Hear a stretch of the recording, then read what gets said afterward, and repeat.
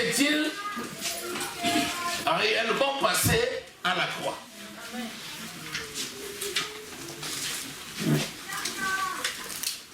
Nous allons répondre à cette question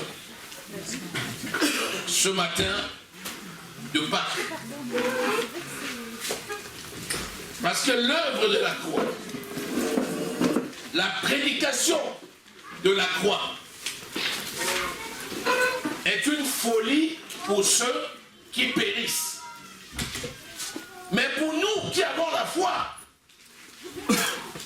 c'est la vie de Dieu. Amen. Alléluia. Amen.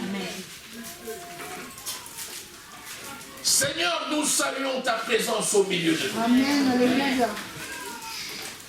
Et nous te disons merci pour ton esprit qui parle à ton peuple. Oui, Père éternel, mon Dieu. Conformément, Seigneur, à la promesse que tu as faite. Oui, Seigneur. Dans les derniers temps, je répandrai mon esprit sur toute chair. Vos fils et vos filles prophétiseront. Vos vieillards auront des songes. Amen. Oui, je serai votre Dieu et vous serez mon peuple. Et j'établirai mes paroles dans votre cœur. Amen. Seigneur, merci parce que ta parole est gravée dans notre esprit au nom de Jésus-Christ. Amen. Oui, Seigneur. Tel l'orfèvre, le sage architecte, tu révisites cette gravure dans notre esprit au nom de Jésus pour nous révéler la grandeur de ce que tu as fait, car ton œuvre est parfaite et éternelle. Que ton nom soit glorifié. Dans le nom précieux du Seigneur Jésus-Christ, nous avons prié. Amen. Amen. Je t'ai parlé de tout. Quand ça concerne la mort et la résurrection de Jésus, le diable se met véritablement en action pour essayer de démontrer le contraire. Christ est venu. La parole de Dieu fait chair. Et par sa mort à la croix, il a donné la vie. Alléluia. Amen.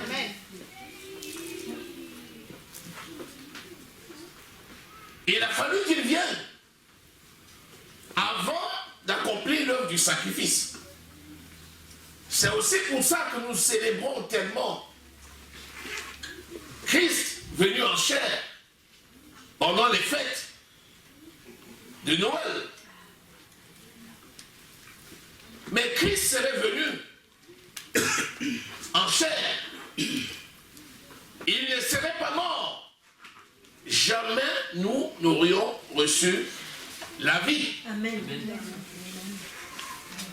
Et c'est en ça que la Pâque de l'Éternel, c'est notre Pâque. La Pâque de l'Éternel, c'est notre Pâque. Amen. Cette Pâque est passée par la croix. Parce que sans la croix, il n'y a pas de Pâque. Que s'est-il donc réellement passé? Exode au chapitre 12. Je te demande de noter les références. Amen.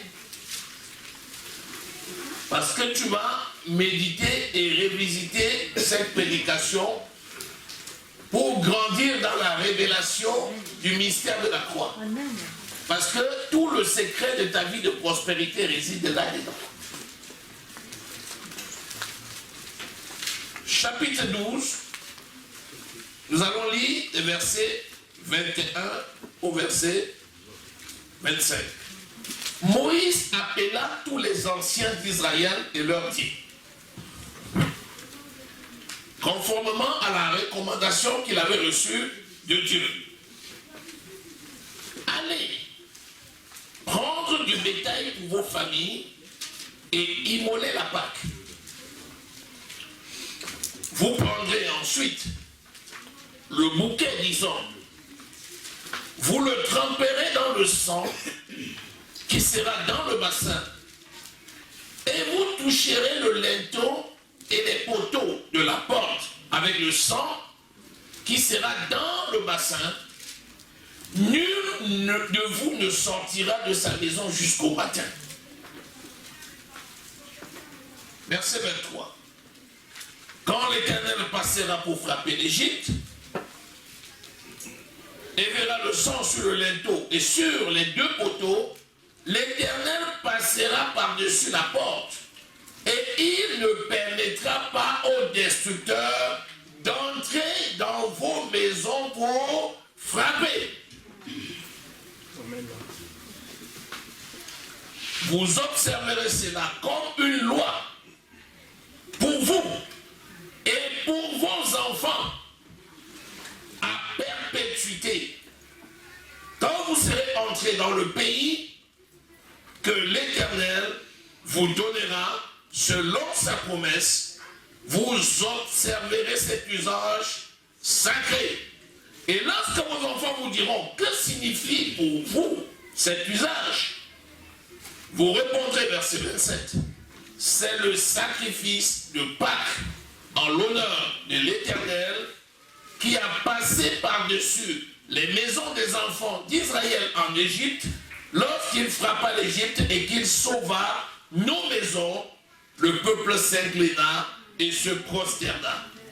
Et les enfants d'Israël s'en allèrent et firent ce que l'Éternel avait ordonné à Moïse et à Aaron. Ils firent ainsi. Alléluia. L'Égypte, c'est le monde. C'est le symbole du monde.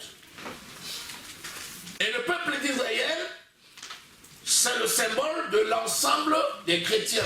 Tous ceux qui ont reçu Jésus comme Seigneur et Sauveur. Le peuple d'Israël était en captivité en Égypte. Comme le Seigneur a le dessein de sauver les gens dans ce monde. Il dit la volonté du Seigneur, c'est que tout le monde parvienne à la connaissance de la vérité et soit affranchi. Et comme Pharaon gardait captifs les enfants de Dieu en Égypte, le Seigneur est allé pour les délivrer. Et le Seigneur leur a demandé de faire un sacrifice. De la même façon, aujourd'hui, il y a des gens dans le monde. Et le Seigneur a envoyé son esprit dans le monde pour convaincre le monde de péché, de justice et de jugement, afin que le monde accepte Jésus, pour sortir de la captivité du monde et arriver dans le royaume de Christ. Comme Pharaon résistait, de même qu'aujourd'hui le diable résiste, le Seigneur a envoyé Moïse avec Aaron son frère, afin que par la puissance que le Seigneur déploie devant eux, il soit obligé de laisser partir son peuple. De même, le Seigneur a oint ses serviteurs. Et les serviteurs de Dieu, les ministres de Dieu, œuvrent actuellement dans le monde par la prédication de l'évangile et par la démonstration de la puissance de Dieu pour obliger le diable à laisser revenir à Christ ceux qui sont captifs. Amen. Ça passait par une œuvre de sacrifice. Moïse leur a dit, allez prendre un agneau pur, sans tache, sans défaut. S'il n'y a pas un agneau, prenez un chevreau. Si la famille est trop petite, prenez un pour deux familles.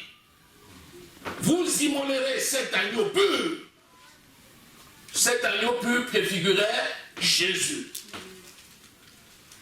Le sacrifice de cet agneau allait se faire entre deux soirs, préfigurant ainsi la mort à la croix de Jésus qui allait se faire la veille du jour du sabbat. Et ainsi, par le sang de l'agneau qui coulerait, vous prendrez un roseau, l'hysope. Vous plongerez à l'intérieur de ce sang-là. Et vous mettrez sur le linteau des portes des maisons de ceux qui lui appartiennent. De la même façon, aujourd'hui, le sang de Jésus qui a coulé à la croix a ôté la malédiction qui condamnait le monde et a mis sur ceux qui acceptent Jésus le sceau, la marque de Dieu qui est le Saint-Esprit.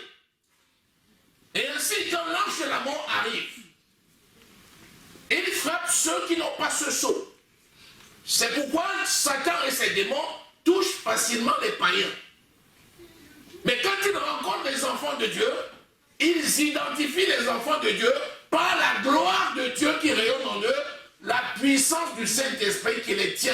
Amen. Et ainsi, tous ceux qui étaient dans la maison étaient protégés. Les grands, les petits, les étrangers qui étaient arrivés dans la maison, amen, les esclaves qui avaient été achetés, amen, tous ceux qui avaient été circoncis et qui étaient dans la maison étaient protégés. Amen. De même aujourd'hui, tous les enfants de Dieu, les grands comme les petits, tous ceux qui acceptent Jésus-Christ comme Seigneur et Sauveur, appartiennent à la famille de Dieu. Et comme ils appartiennent à la famille de Dieu, scellés du Saint-Esprit, lorsque l'ange de la mort approche, quand il voit la puissance du Saint-Esprit, il ne peut les toucher. Amen. Amen. Alléluia. Amen. Alléluia. Amen.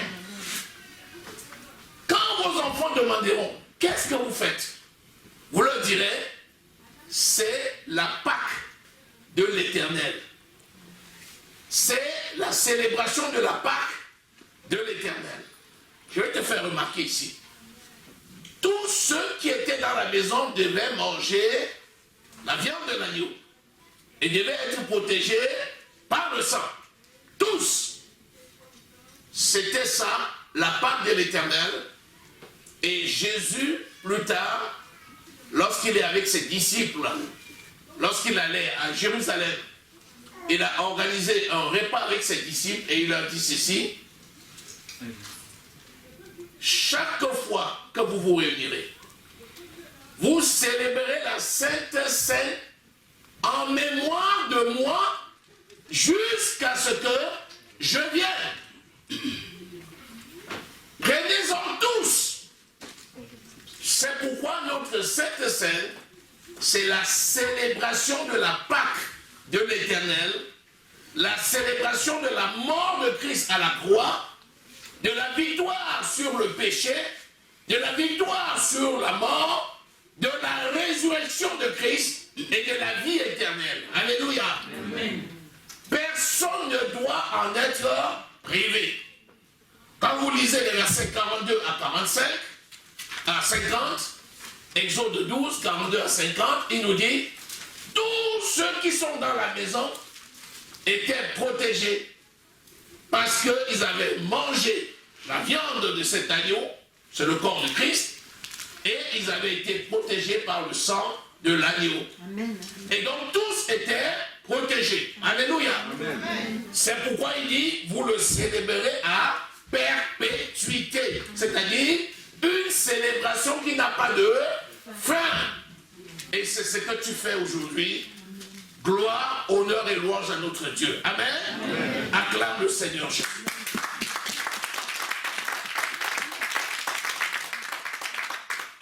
Lisons Romains au chapitre 5. 6, à partir du verset 6. Christ, au temps marqué, est mort pour des impies.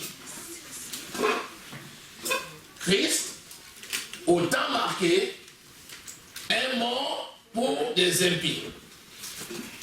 À peine mourrait-on pour un juste. Quelqu'un peut-être mourrait-il pour un homme de bien, mais Dieu prouve son amour envers nous en ce que lorsque nous étions encore des pécheurs, Christ nous a aimés, Christ est mort pour nous. À plus forte raison donc, maintenant que nous sommes justifiés par son sang, seront-ils sauvés par lui de la colère? Car si lorsque nous étions ennemis, nous avons été réconciliés avec Dieu par la mort de son Fils, à plus forte raison, étant réconciliés, serons-nous sauvés par sa vie. Alléluia. Amen. La croix, ou encore le bois, comme vous lisez dans certaines versions, c'est le symbole de la malédiction en Israël. Lorsque quelqu'un était mort, lorsque quelqu'un était pendu, lorsque quelqu'un était suspendu, mort, au bois, cette personne était maudite et il fallait impérativement que cette personne soit enterrée le même jour. Donc il n'y avait pas de sacrifice pour quelqu'un. Si Christ ne mourait pas à la croix, Christ aurait été précipité du haut d'une falaise. Cela ne nous aurait pas ôté le péché. Il fallait que son sang coule. Parce que sans effusion de sang, il n'y a pas de purification des péchés.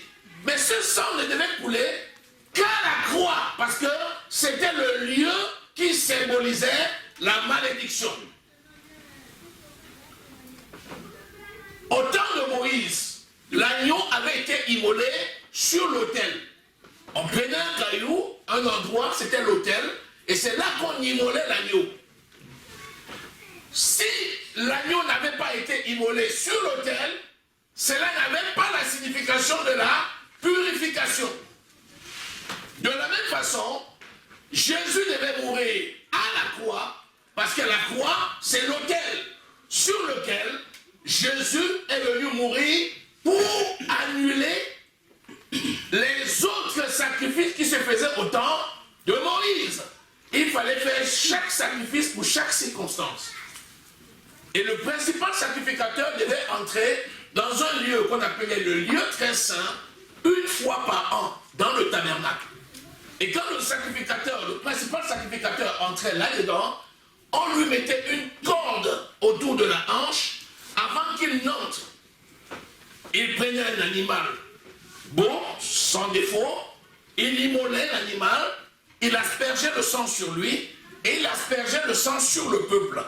Et ensuite, avec sa clochette, il entrait dans le lieu très saint qu'on appelait le tabernacle. Dans le tabernacle, on appelait le lieu très saint. Et une fois qu'il entrait dedans, s'il y avait en lui un péché, il était frappé mort immédiatement. Et lorsqu'on tirait la corde de l'extérieur, quand on ne l'écoutait pas, s'il ne bougeait pas, ça veut dire qu'il a été frappé. Et s'il avait été frappé, on utilisait cette corde-là pour le tirer et le sortir de là. Amen. Jésus-Christ est venu pour remplacer le sacrifice des animaux.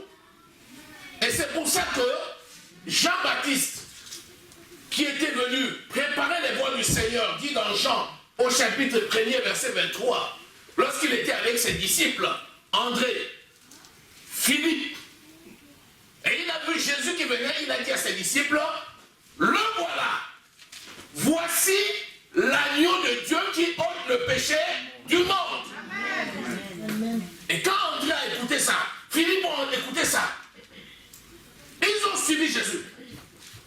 Maître, nous voudrions aller à ta maison. Jésus a dit, venez. Ils ont suivi Jésus au lieu où Jésus habitait. Et ils sont restés avec Jésus jusqu'au soir. Et après ça, ils ont dit, maître, nous voudrions demeurer avec toi. Et Jésus les a donc envoyés. Et de proche en proche, Philippe est allé parler à Nathanaël, Nathanaël à Barthélemy, ainsi de suite. C'est comme ça que les disciples sont venus à Jésus. Donc ceux qui suivaient autrefois Jean-Baptiste, ayant vu l'agneau de Dieu qui ôte le péché du monde, ils ont suivi Jésus. Et les gens sont allés dire à Jean-Baptiste, ceux qui étaient avec toi ont suivi Jésus. Jean-Baptiste a dit, je vous ai dit que j'étais là pour préparer les voies du Seigneur, qu'il croisse et que je diminue. À partir de là, Christ est mort à la croix pour supplanter le sacrifice des animaux qui se faisait depuis longtemps. Et son sacrifice s'est fait par substitution. Je veux que tu notes ce mot. Substitution. Amen. Je veux que tu notes ce mot. Substitution. C'est quoi la substitution? Imagine-toi quelqu'un qui te rencontre en train de te noyer. Prenons le meilleur exemple. Imagine-toi quelqu'un qui te rencontre, on t'a mis à la croix, on est en train de te pendre. Il arrive, il voit que tu es en train d'être pendu. S'il met une échelle, il monte, il te soutient, il enlève la corde et il te fait descendre. Il t'a rendu la vie sauve, n'est-ce pas? Oui. Mais toi et lui, vous restez vivants, n'est-ce pas? Oui. Amen. Ce n'est pas ce que Jésus a fait. Parce que celui qui était pendu, c'était le salaire du péché. C'était légitime qu'il meure pendu. Parce que la malédiction du monde était sur lui. C'est que Christ a fait. Il est venu, il est monté, il a décroché celui qui était en train d'être pendu. Il a rendu la vie sauve et il a pris sa place. Et il a pris lui-même la corde qu'il a mis au cou et il a été pendu à la place de la personne. Pourquoi il a fait ainsi? Parce qu'il fallait venir anéantir la malédiction qui était dans le monde. En lui était la vie. Et Christ, même pendu, a retrouvé la vie. Alors que l'être humain pendu serait définitivement mort. Donc ce qui s'est passé, c'est la substitution. Christ a pris notre place à la croix. Christ est allé en enfer à ma place. Le troisième jour, Dieu le Père l'a ressuscité par le Saint-Esprit. Et Christ est vivant. Alléluia. Amen. Si Christ était allé à la croix, il avait mis la corde à ma place. Il avait été pendu. Si le sang de Christ ne coulait pas, nous n'aurions pas été sauvés. Parce que sans effusion de sang, il n'y a pas de purification des péchés. Et comme l'avait annoncé plus de 800 ans auparavant le prophète Isaïe, il avait dit, on a transpercé son côté. Il a été vidé de son sang. Et c'est déjà ce qu'on avait vu lorsque le peuple était en captivité. En Égypte, il a dit, vous l'immolerez entre deux soirs. Donc, le sang va couler. Quand il était à la croix, les soldats romains sont venus et avec la flèche, ils ont transpercé son côté et il a été vidé de son sang. C'est le sang de Jésus qui a coulé. C'est ça qui a ôté le péché du monde. Alléluia. Sans le sang de Jésus, il n'y aurait pas eu de purification. C'est donc par le sang qui nous a rachetés. C'est donc ça ce qu'on appelle la rédemption. L'Éternel est mon rédempteur parce qu'il m'a acheté au prix de son sang. Amen. Qu'est-ce que tu attends pour acclamer le Seigneur?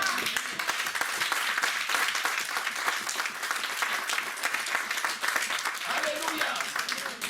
Il dit, ne savez-vous pas que vous ne vous appartenez plus à vous-même? Vous avez été rachetés à un grand prix. C'est pourquoi si désormais tu vis, ce n'est plus toi qui vis, c'est Christ qui vit en toi. C'est Christ qui vit en moi. Alléluia. Amen. Bien. Une fois mis au tombeau, il aurait pu y rester, n'est-ce pas? Il a racheté. Tout se serait arrêté là. Le rachat. Mais sauf que il a vaincu la mort. Il n'est pas mort et il n'a pas laissé que la mort domine sur lui. Le troisième jour, Dieu le Père l'a ressuscité par le Saint-Esprit. Et ainsi, la résurrection de Jésus nous a donné la justification. C'est-à-dire l'œuvre de la croix, il l'a amené aux yeux de tous en ressuscitant des morts. S'il était resté dans le tombeau, les gens n'auraient pas compris ce qu'il a fait. Les gens diraient, cet imposteur-là a été tué. Et donc tous ceux qui lui appartenaient eux aussi doivent être tués. Mais dès lors qu'il a vaincu la mort, ressuscité des morts, les gens ont dit, assurément, celui-ci était le Fils de Dieu. Amen. Alléluia. C'est pourquoi la victoire de la résurrection. La résurrection, c'est la victoire sur la croix. C'est la victoire sur la mort. Et c'est ça qui nous a justifiés. Alléluia. Aujourd'hui, la résurrection de Christ, c'est ma justification. Amen. Amen. Amen. Amen. Donc, il a effacé les ordonnances qui me condamnaient depuis longtemps. Amen. Il s'est donné un sacrifice pour moi. Alléluia. Amen. Bien, c'est bien gentil. Christ est mort pour moi. Mais quelle est la signification de cette mort et de cette résurrection sur notre vie au quotidien? C'est ça que j'ai envie de toucher du doigt ce matin. Amen. Parce qu'il ne suffit pas de dire Christ est mort pour moi, je suis enfant de Dieu. Les gens vont te dire, oui, c'est gentil, mais ça ne suffit pas. En attendant, tu vas vivre sur cette terre-ci. Un païen va te dire, si c'est ça, laisse-moi tranquille avec ça. Si c'est ça, je ne veux pas. Il veut voir le concret, il veut voir l'impact de ce sacrifice sur ta vie au quotidien. Alléluia. Il y a trois effets, trois impacts qui sont intimement liés. Et je voudrais que tu notes d'abord Jean 3, 16. Car Dieu a tant aimé le monde des humains. Alléluia. Amen. Avec tout ce qui l'entoure. Parce qu'il a créé le monde et il a mis l'homme. Et il a dit à l'homme de dominer sur la création et d'être heureux. Amen. Donc il a tant aimé le monde des humains qu'il a donné son fils, Jésus. Christ, qui par sa mort à la croix, a donné la vie afin que quiconque croit en lui, Jésus, ne périsse point, mais qu'il ait la vie éternelle. La vie éternelle. Donc la vie qui n'a pas de fin. Amen.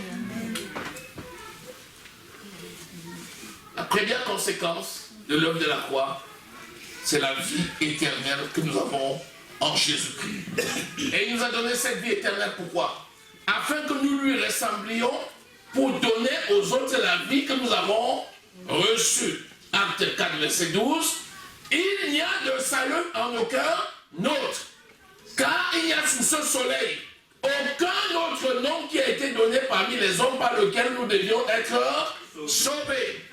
Or, 2 Corinthiens 5, verset 18 et 19 nous dit qu'il nous a donné la parole de la réconciliation et nous a envoyés comme ministres de la réconciliation. Donc, le salut et la vie éternelle que j'ai reçue, c'est en qualité de ministre de la réconciliation, chargé d'aller et de réconcilier le monde avec lui. Alléluia. Amen. Béni soit le Seigneur. Amen. Amen. Amen. Deuxième conséquence très importante. Il nous a donné la santé divine. Telle personne a, mais il n'a pas la santé. C'est une chose terrible. C'est pourquoi il dit, bien-aimé, 3 Jean 2, je souhaite que tu prospères à tous égards et conjonction de coordination. Sois en bonne santé, comme prospère l'état de ton âme. Pourquoi? Parce que la santé physique, c'est ce qui te permet dans le corps de chair qui nous abrite de marcher sur cette terre.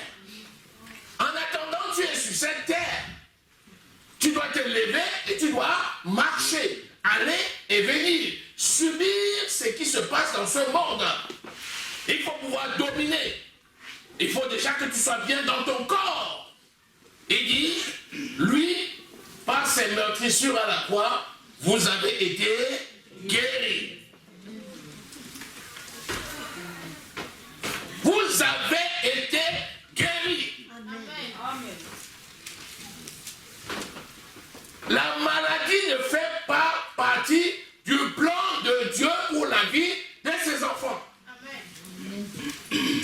Si Dieu déteste la maladie, je ne dois pas aimer la maladie. Amen. Je dois la combattre. Amen. Avec la force que me donne l'esprit. Amen. Je vais combattre. L'ennemi, c'est la mort. Je ne peux pas aimer la mort. Amen. La maladie, c'est le début de la mort. Je ne peux pas aimer la maladie. Jésus ne nous a jamais dit d'essayer d'obtenir la guérison. Nous n'essayons pas d'obtenir la guérison. Nous sommes guéris. Amen. Alléluia. Ce que les yeux des hommes voient et sur quoi le monde met sa confiance, ce n'est pas comme ça que les yeux de l'esprit voient. Amen. Tu dis, Christ est mort pour moi.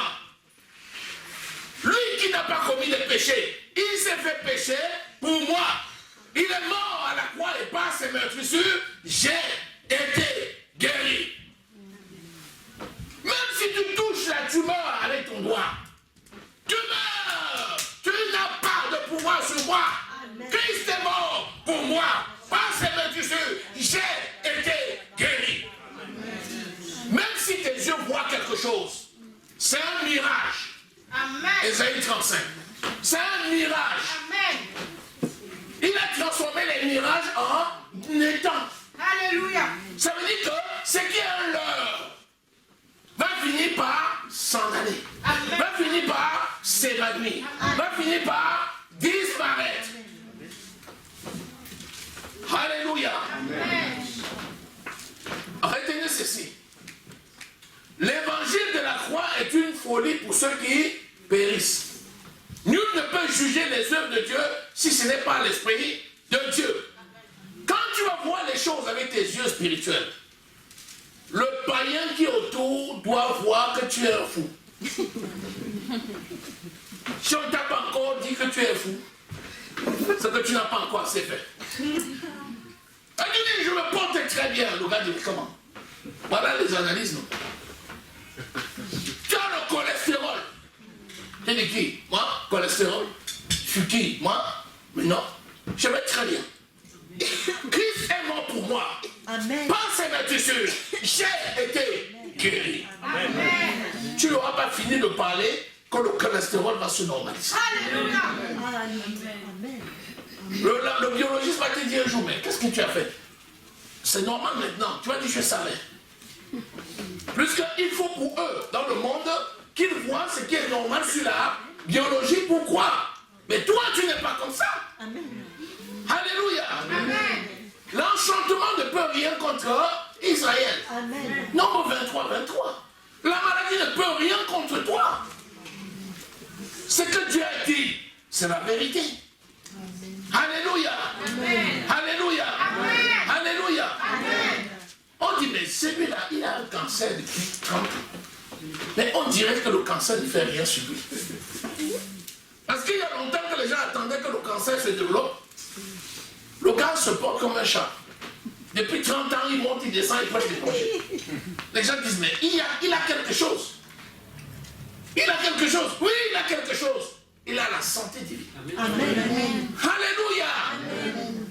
Alléluia. Ne faisons pas comme les gens de ce monde. Ne regardons pas notre condition avec les yeux du monde. Regardons notre condition avec les yeux de Dieu. Ne nous considérons pas comme le monde nous considère. Par ces meurtrissures à la croix, j'ai été guéri. Et le Seigneur dit que mes pieds sont beaux. Moi qui annonce l'évangile. Qu'est-ce qui va m'empêcher d'annoncer l'évangile? Moi j'annonce l'évangile. dont mes pieds sont beaux. Par conséquent, rien ne peut me limiter. Même si les gens, avec leurs yeux, me voient dans un fauteuil roulant, ça c'est leurs yeux. Je sais une chose, mon rédacteur est fidèle. Il m'a dit que mes pieds sont beaux. Moi qui annonce l'évangile, je sais une chose. J'amènerai à l'existence physique ce qui n'existe pas à leurs yeux. Et ils verront la gloire de Dieu. C'est pour ça que le Seigneur, on voit quelqu'un, on l'amène en fauteuil, puis en fauteuil, les gens disent, oh, il est toujours en fauteuil. Et un jour, un homme de Dieu arrive seulement, donne-moi ta main. Au nom de Jésus, lève-toi et marche. Pour la personne est debout. Les membres deviennent fermes. On dit, mais qu'est-ce qui s'est passé? C'est un miracle. Oui, c'est un miracle. Jésus, c'est le miraculeux. Alléluia. Il nous a donné ce pouvoir-là. Ne nous considérons pas comme eux. Je vais te dire ceci. Tant que tu vas te regarder avec les yeux du monde, tu n'avanceras jamais. Tous tes projets vont s'évanouir. Dès qu'on va te dire, oh, on va trouver l'hypertension. Oh, tu vas dire, oh, je suis foutu. Je suis foutu. Je connais d'autres gens qui avaient l'hypertension et ils ont eu la paralysie. Je connais d'autres gens qui avaient l'hypertension et ils sont morts. Et tu vas commencer à compter. J'ai dit, il y avait telle personne, il y avait telle personne, il y avait telle personne. Par ces meurtrissures à la croix, nous avons été guéris. Alléluia. Amen. On dit, ah, pourquoi tu es venu en France? Il fallait partir en Angleterre. En Angleterre, là-bas, quand tu es immigré, tu arrives, tu réussis. En France, les Français sont méchants. Tu viens, tu dis, oh, je ne sais pas si je savais, j'allais aussi à Calais. Si je savais, je traversais. Quand je suis arrivé, si je savais, je poursuivais en Angleterre. Parce qu'on t'a conditionné, on t'a dit qu'en Angleterre, quand on arrive là-bas, on réussit. Tu as adopté ça. Et tu pourris tout le reste de ta vie. Pendant 30 ans, tu seras en train de dire, si j'avais su, je serais en Angleterre. Si j'avais su, je serais en Angleterre. Et pendant ce temps, tu te limites actuellement sur cette terre et sur ce pays, dans ce pays de France, en te disant, tant que je ne serai pas parti de la France, je ne vais pas réussir. Tu déclares sur toi une parole qui te condamne. Qui t'a dit que c'est en Angleterre que tu vas réussir? Alléluia. Amen.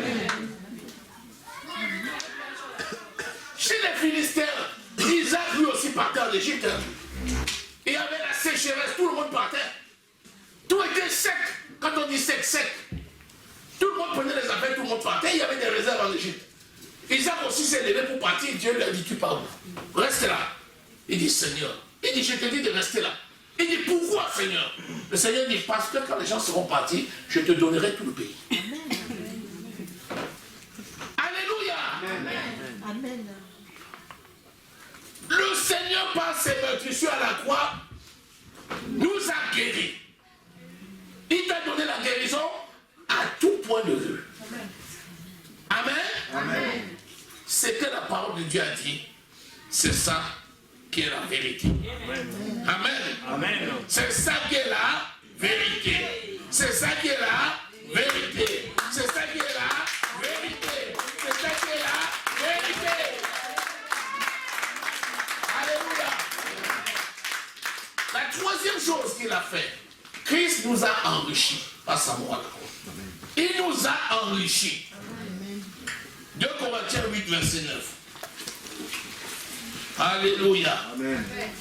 Oh Seigneur mon Dieu. Et vraiment.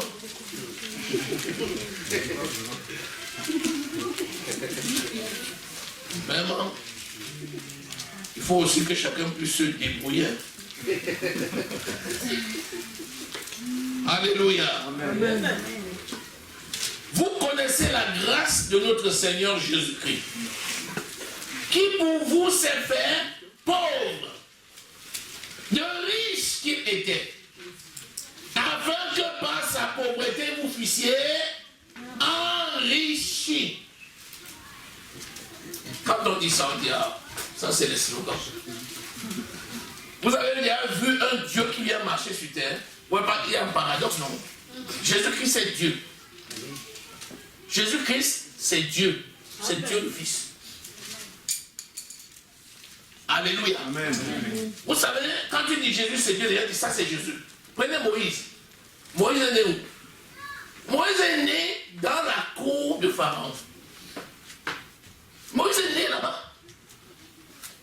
Il était encore bébé comme ça, quelques jours, lorsque la fille de Pharaon l'a recueilli.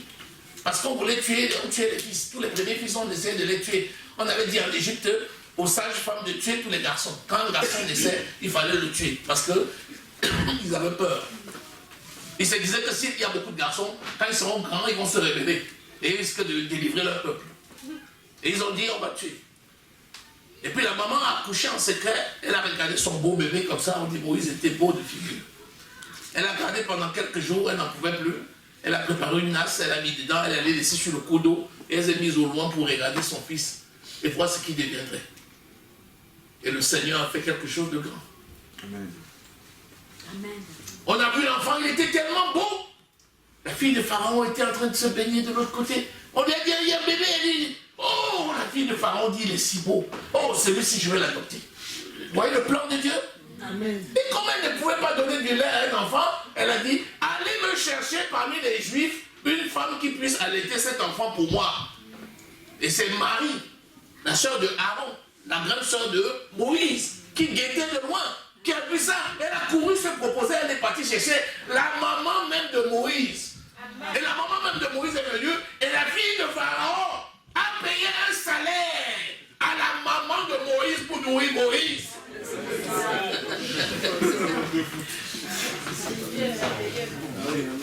dit, je vais tourner même le cœur de tes ennemis. Ils seront pour toi. Amen.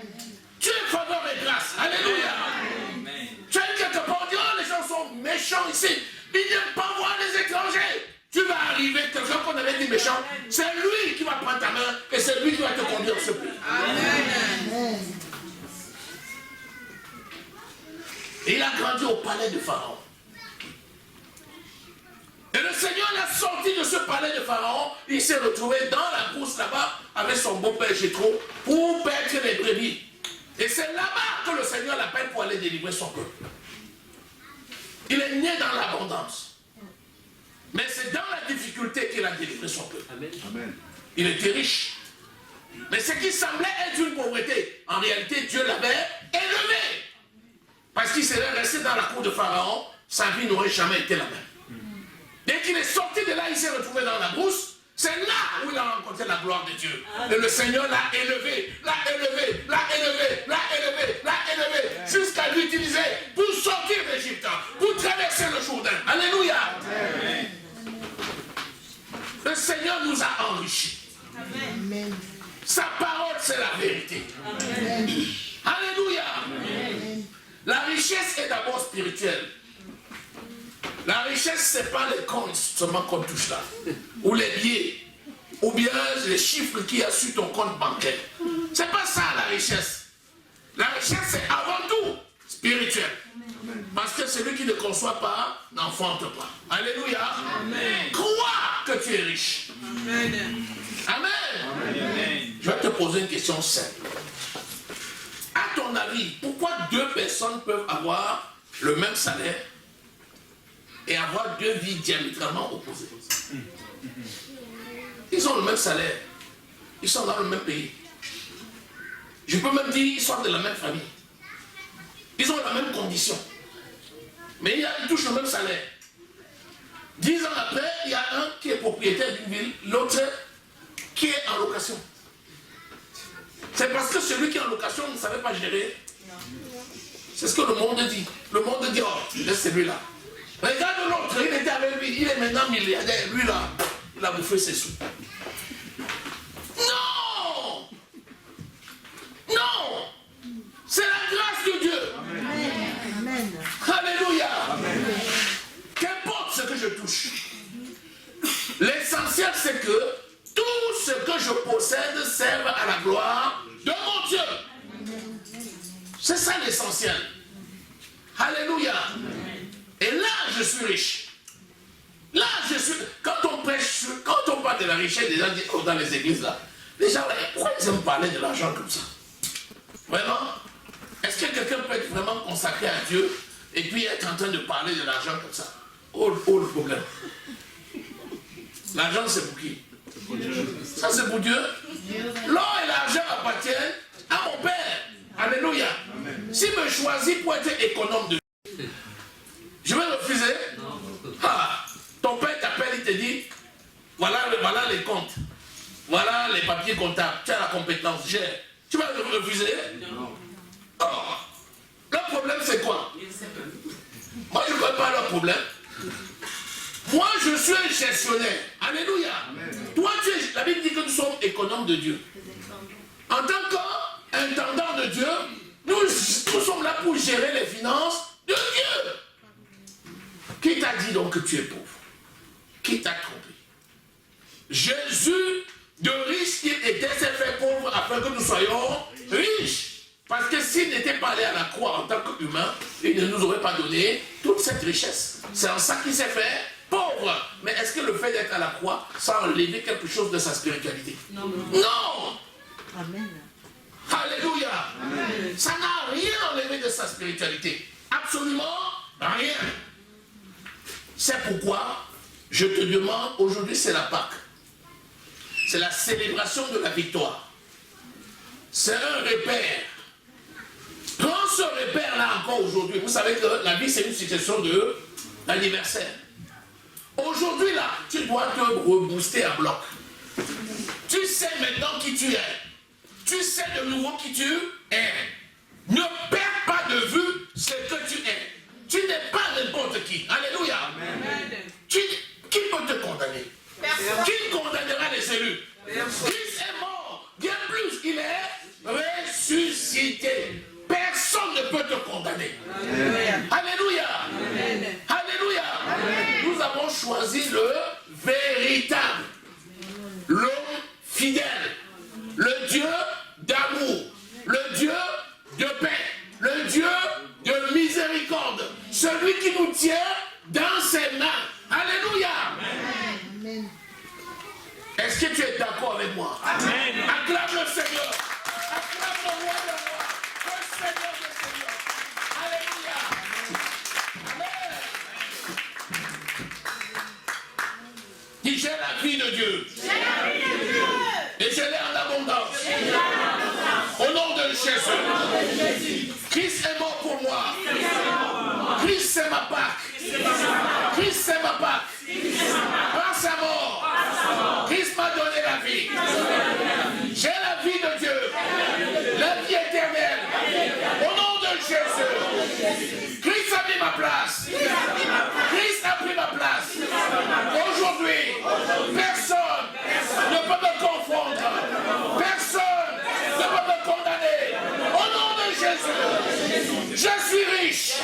Au nom de Jésus, je suis économe. Économe de Dieu. Je suis comptable.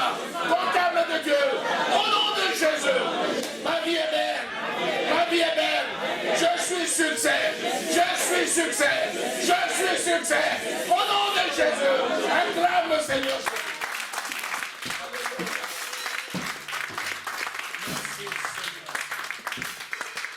Voilà la Pâque. La Pâque, ce n'est pas la tristesse. La Pâque, c'est un sujet de joie. Alléluia. Et la Pâque, en réalité, tu célèbres la Pâque chaque jour. Et vous la ferez à perpétuité. Donc, n'arrête pas de célébrer ta Pâque.